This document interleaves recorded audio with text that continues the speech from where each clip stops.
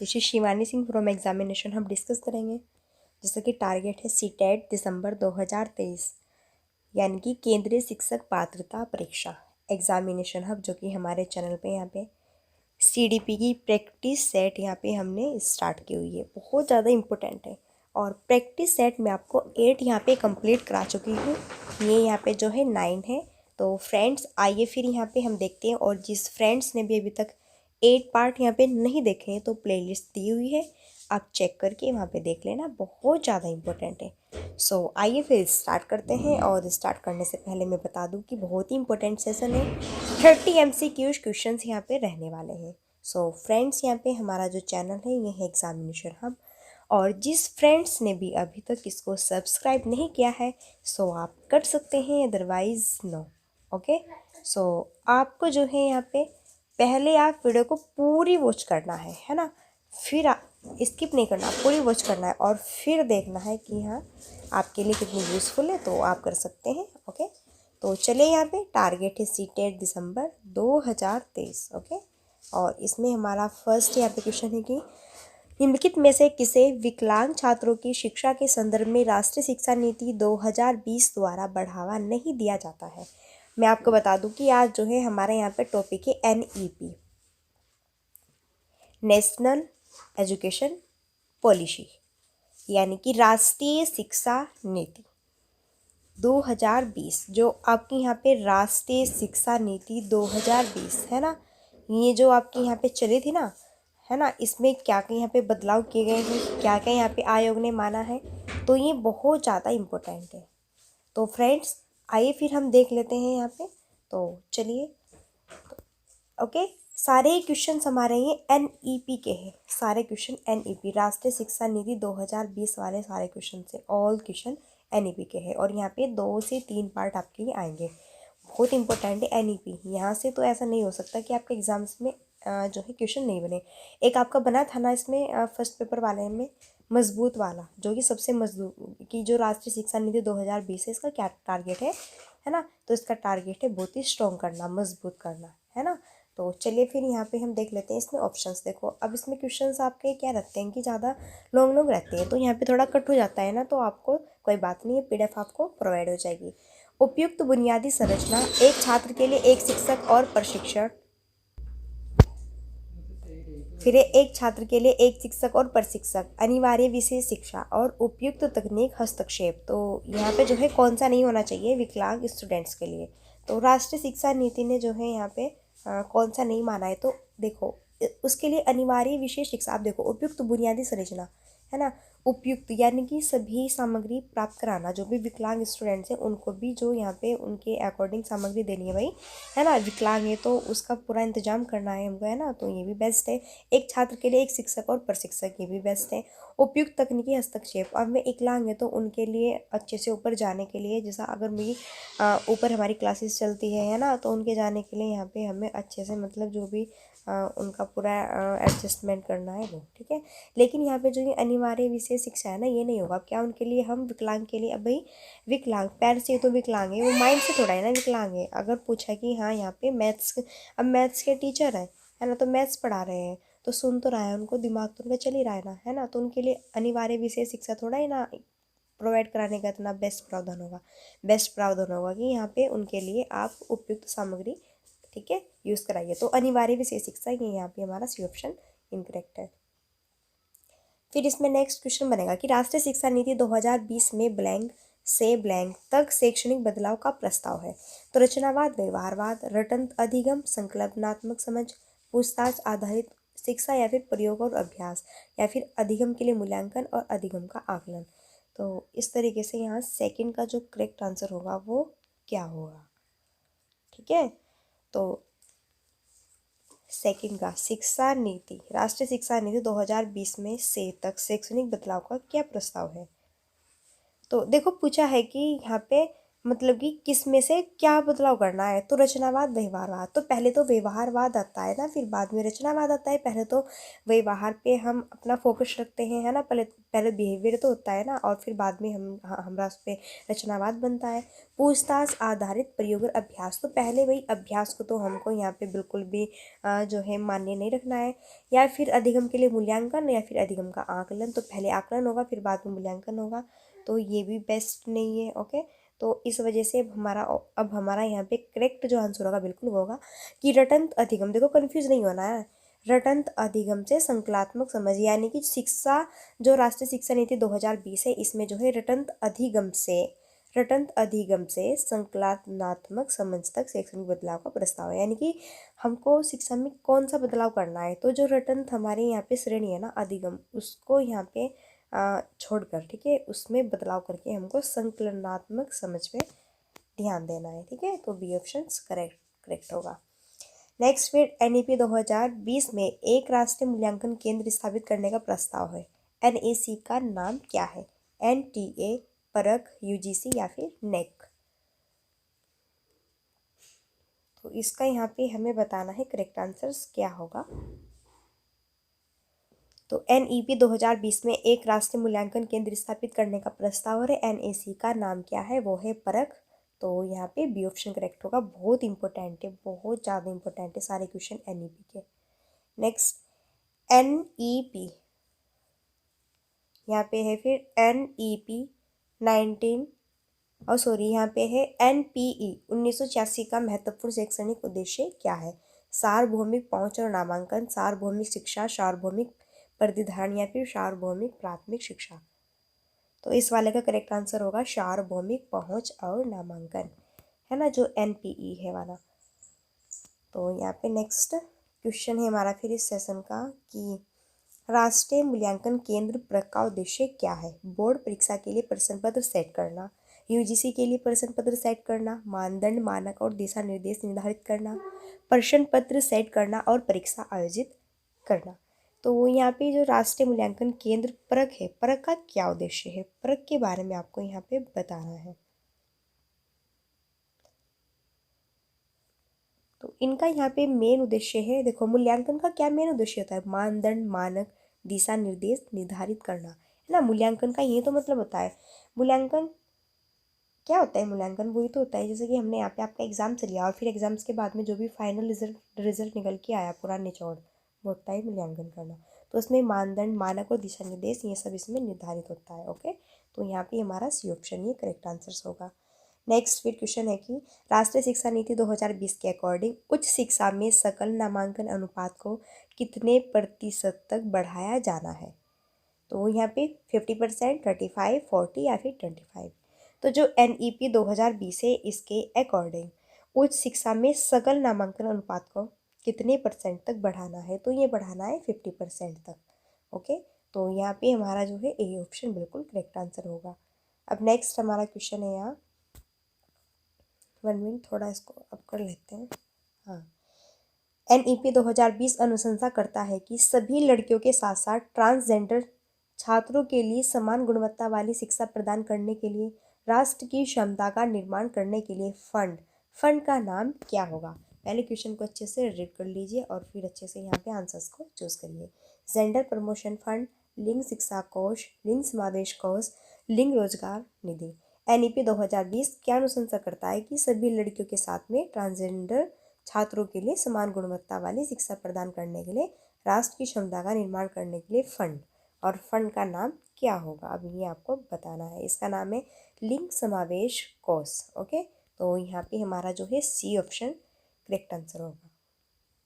Next फिर question है, नवगठित मसौदा NEP 2020 के अध्यक्ष कौन थे?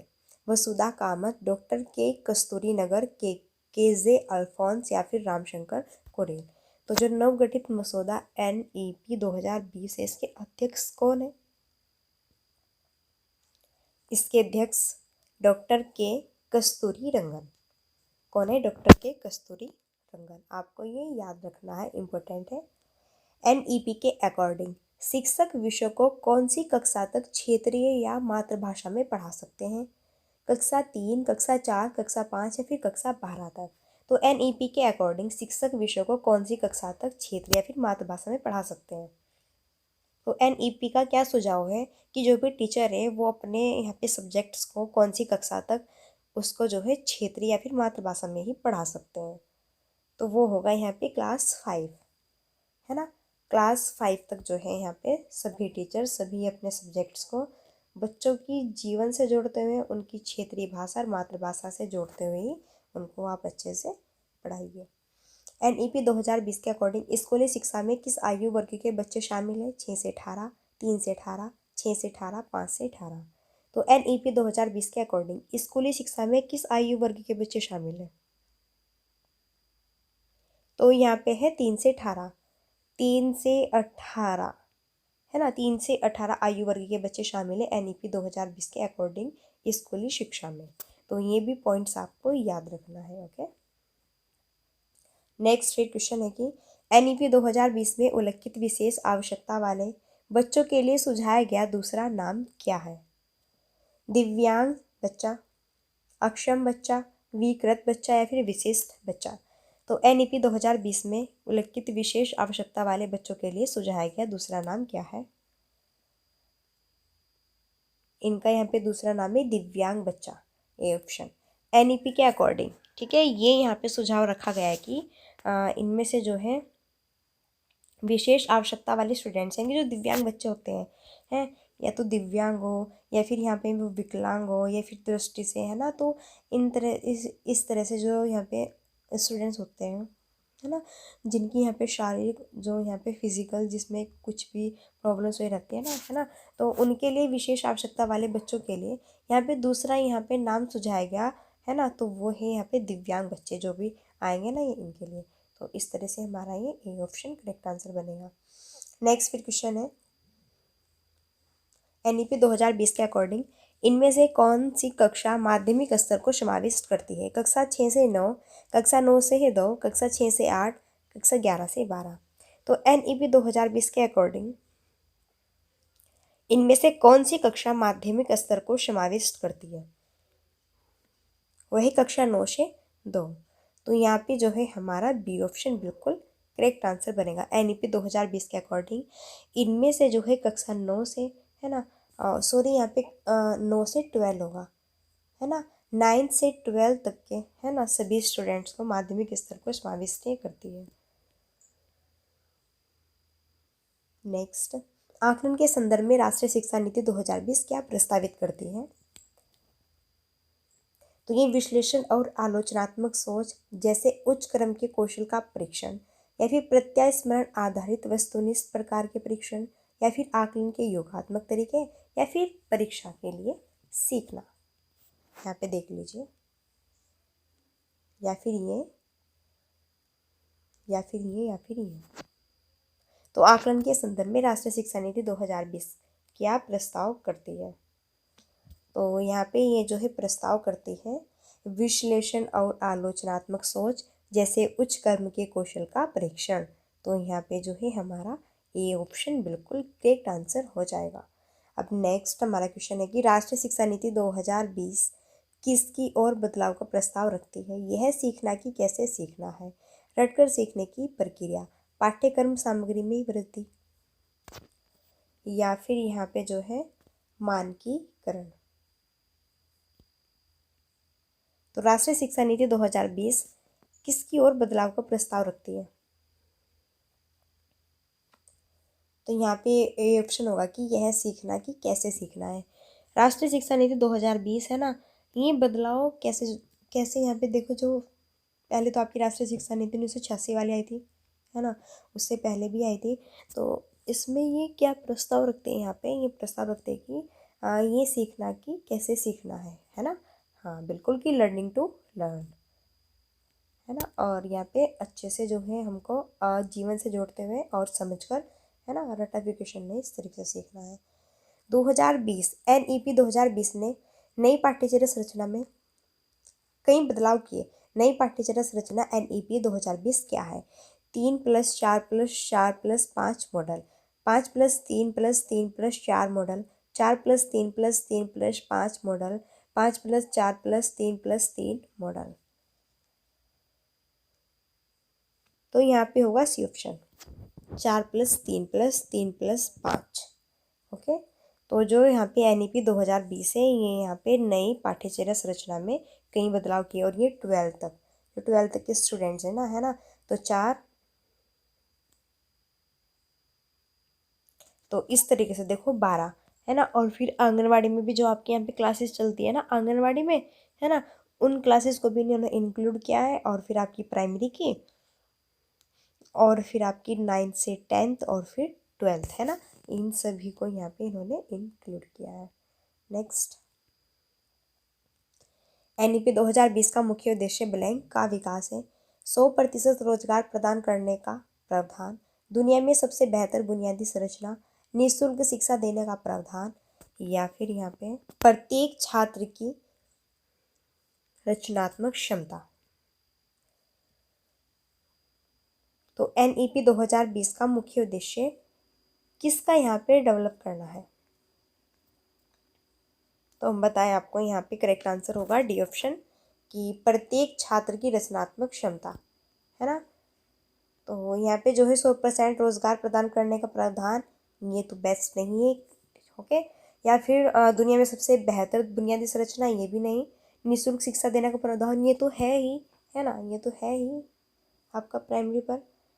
लेकिन यहाँ पे प्रत्येक छात्र की रचनात्मक क्षमता, बिल्कुल उसकी एक क्रिएटिविटी थिंकिंग यहाँ पे होनी चाहिए, जिससे कि वो अच्छे से चीज़ों को रिएक्ट कर सके, और अच्छे से जो है उसके जीवन से जोड़ते हुए चीज़ों को पढ़ाना चाहिए, है ना, जिससे कि बच्चा अच्छे से सब चीज़ें यहाँ पे समझ ले, और समझ के माध्यम से पढ़ाना बहुत ही बेस्ट है। ये तो ये यहाँ पे इन्होंने रखा है। NEP 2020 का मुख्य उद्देश्य ब्लैंक का विकास है। तो ये फिर से क्वेश्चन शायद आपका रिपीटेड है, कोई बात नहीं, हम नेक्स्ट क्वेश्चन देखते हैं अपना। नेक्स्ट है, राष्ट्रीय शिक्षा नीति 2020 किस पर बल देती है, तो ये बल देती है लचीला बहुस्तरीय गति आधारित अधिगम पर, या फिर बच्चों में केवल संज्ञानात्मक विकास से संबंधित पहलू, ये तो गलत है, या फिर राष्ट्रीय पाठ्यचर्या से मानकीकरण जो होता है, ये आपका पेडालॉजी बेस में बिल्कुल निगेटिव होता है वर्ड। बच्चों के स्मरण कौशलों के मापन पर, या स्मरण, है ना, या मेमोराइजेशन, है ना, तो ये गलत है। तो यहाँ पे किस पर बल देती है राष्ट्रीय शिक्षा नीति, ये बल देती है यहाँ पे जो है flexible multi level activity based learning, यानी कि बिल्कुल लचीला और बहुस्तरीय और गति आधारित अधिगम, यानी कि करके सीखने के माध्यम से यहाँ पे, और लचीला और बहुत स्तर से हम जो कि यहाँ पे एक्टिविटीज़ के माध्यम से, है ना, उसको हम यहाँ पे बेस्ड लर्निंग बना के अच्छे से जो है सिखा सकते हैं बच्चों को फ्लेक्सिबल तरीके से, और मल्टी लेवल यानी कि बहुत स्तर की तरीके से, सृजनात्मक तरीके से, है ना। तो ये ऑप्शन करेक्ट होगा यहाँ। नेक्स्ट, निम्नलिखित में से कौन सा शैक्षिक संगठन प्रारंभिक बाल्यावस्था की देखभाल और शिक्षा के लिए NEP 2020 प्रस्तावित शैक्षणिक संरचना तैयार करेगा, तो NCERT, या फिर SCENT, या फिर SEDGC, या फिर NTSC। तो इस तरीके से हमारा यहाँ इसका करेक्ट आंसर क्या होगा। सो फ्रेंड्स, इम्पोर्टेंट है ये। ओके, तो यहाँ पे इनमें से कौन सा शैक्षिक संगठन प्रारंभिक बाल्यावस्था की देखभाल और शिक्षा के लिए NEP 2020 प्रस्तावित शैक्षणिक संरचना तैयार करेगा।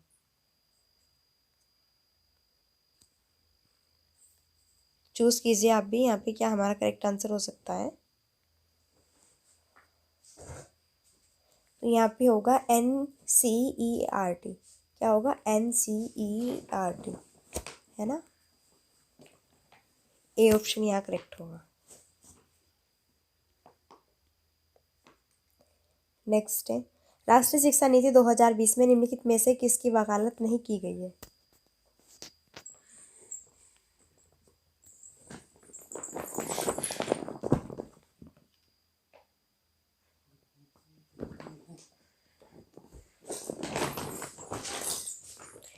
तो फ्रेंड्स, NEP 2020 इनमें से किसकी वकालत नहीं की गई, तो यहाँ पे रचनात्मक समझ पर जोर, योगात्मक मूल्यांकन, पाठ्यक्रम में वृद्धि, या फिर प्रौद्योगिकी के उपयोग में कमी।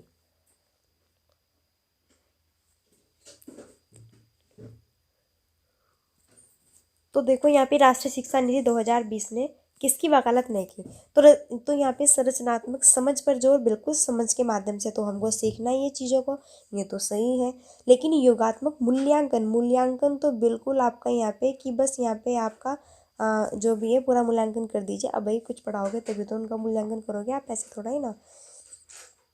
तो मूल्यांकन पर यहाँ पे ये जोर नहीं देता आपका एनईपी। पाठ्यक्रम में वृद्धि, बस पाठ्यक्रम में वृद्धि होनी चाहिए, बाकी बच्चा कुछ सीखे नहीं सीखे, है ना, करके सीख रहा है या फिर रट के सीख रहा है, कोई मतलब नहीं, बस पाठ्यक्रम में वृद्धि होना चाहिए, ये भी गलत है। प्रौद्योगिकी के उपयोग में कमी, तो कमी थोड़ा है ना करनी है, प्रौद्योगिकी के उपयोग में हमको यहाँ पे ज़्यादा से ज़्यादा वृद्धि करनी है ना। तो यहाँ पे सेकेंड और थर्ड और फोर ये तीनों ही हमारे ऑप्शन क्या है, निगेटिव है। तो किसकी वकालत नहीं करता, तो यहाँ पे डी ऑप्शन करेक्ट होगा। एक तो सेकंड की, एक थर्ड की, एक फोर की, है ना। तो डी ऑप्शन करेक्ट आंसर होगा, देख लीजिए। और जो फर्स्ट वाला है ये तो हमारा करेक्ट है, बिल्कुल समझ के माध्यम से तो यहाँ पे जो है ये सिखाता है चीज़ों को। लेकिन योगात्मक मूल्यांकन जहाँ पे भी पेडालॉजी में दिख जाएगा ना, वो निगेटिव वर्ड है। पाठ्यक्रम जहाँ पे भी होगा वो भी निगेटिव बेश है आपका, लेकिन इसमें तो कमी बता दी, अगर वृद्धि होता तो ये आपका यहाँ पे एक पॉजिटिव ऑप्शन माना जाता। फिर नेक्स्ट क्वेश्चन है कि एनईपी 2020 के अकॉर्डिंग किए गए प्रस्ताव के संबंध में इनमें से कौन सा कथन सही नहीं है। तो यहाँ पे भी आपको जो निगेटिव वाला ऑप्शन है वो चूज़ करना है। तो फ्रेंड्स, एनईपी 2020 का प्रस्ताव है कि मूल्यांकन के लिए विभिन्न पद्धति तथा कार्यनीति जैसे समूह कार्य और वार्तालाप गतिविधि का उपयोग किया जाए। या फिर एनईपी 2020 में जो ये रचनात्मक से योगात्मक मूल्यांकन में इस स्थानांतरण का प्रस्ताव है। या फिर कह सकते हैं कि एनईपी 2020 का क्या प्रस्ताव है कि शिक्षक द्वारा मूल्यांकन के अलावा स्व मूल्यांकन तथा सहकर्मी मूल्यांकन जैसी अन्य विधियों को प्रोत्साहित किया जाना चाहिए। या फिर हमारा यहाँ नेक्स्ट क्वेश्चन है कि एनईपी 2020 का प्रस्ताव है कि विद्यार्थियों की रिपोर्ट कार्ड में संज्ञानात्मक, भावात्मक तथा मन प्रेरक कार्य क्षेत्र में प्रगति होनी चाहिए। तो यहाँ पे जो है कथन कौन सा सही नहीं है। तो अगर हम देखें यहाँ पे हमारा ए ऑप्शन है बिल्कुल करेक्ट है। वार्तालाप गतिविधि कार्यनीति समूह बनाकर अच्छे से बच्चों को रेडी करना सिखाना, है ना। तो यहाँ पे जो है शिक्षक के द्वारा मूल्यांकन के अलावा यहाँ पे जो है इसके अलावा बल्कि स्व मूल्यांकन और सहकर्मी मूल्यांकन जैसी विधियों को प्रोत्साहित करना चाहिए, ये बिल्कुल करेक्ट है।